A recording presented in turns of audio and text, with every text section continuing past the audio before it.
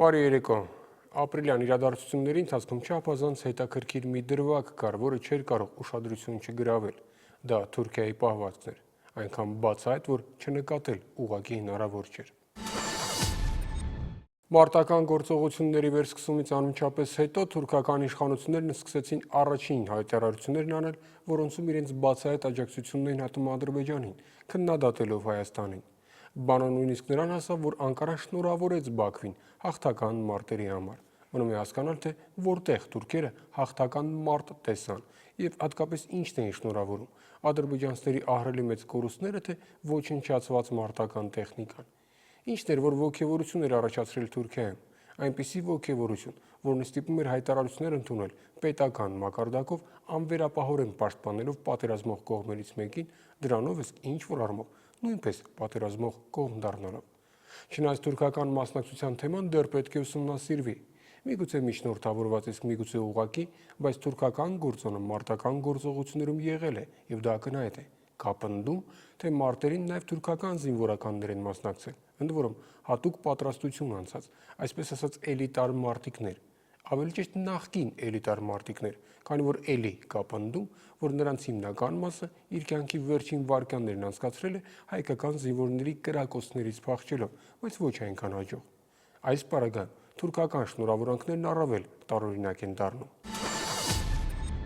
Բայց այստեղ մեկ այլ նույնպես ուշագրավ դրվագ կա, երբ փորձում ես վերլուծել ժամանակակից Թուրքիայի գործողությունները մեծ քաղաքականության մեջ, հասկանում ես, որ բացի դեստրուկցիայից այդ երկիրը ոչինչ չի անում։ Մեծ հաշվով։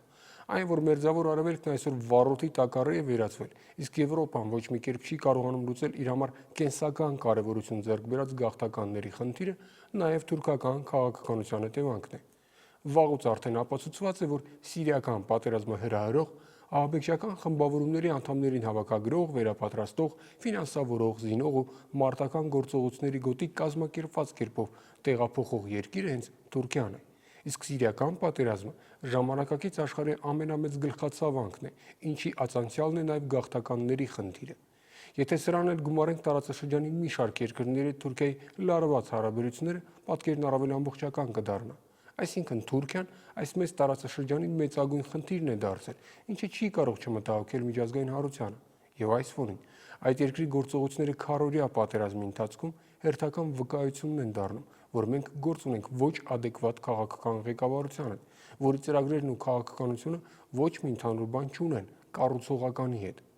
Մարտական գործողությունների վերսկսումից անմիջապես հետո ամբողջ միջազգային հանրությունն սկսեց կրակը դադարեցնելու կոչեր հնչեցնել, պահպանելով լիարժեք չեզոքություն։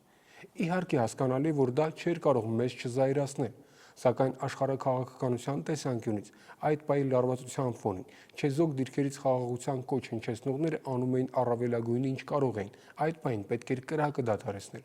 Եվ աշխարհը հենց այդպես էլ վարվում էր։ Եվ միայն Թուրքիան էր, որ բացահայտ աջակցում էր պատերազմող կողմերից մեկին, խրախուսում նրան, հայտնում իր աջակցությունն ու մի բան էլ շնորհավորում փայլուն հաղթանակների կապակցությամբ։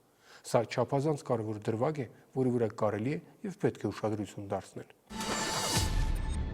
Հատկանշական է նաև այն, որ թուրքերն իրենց աջակցությունն ադրբեջանցիներին հայտնում են այնքան բացահայտ, որ դա ցինիզմի էր հասնում։ Եվ սա այն պարագայում, երբ նույնը կարելի էր անել առանց հրապարակային հայտարարությունների, թաքուն։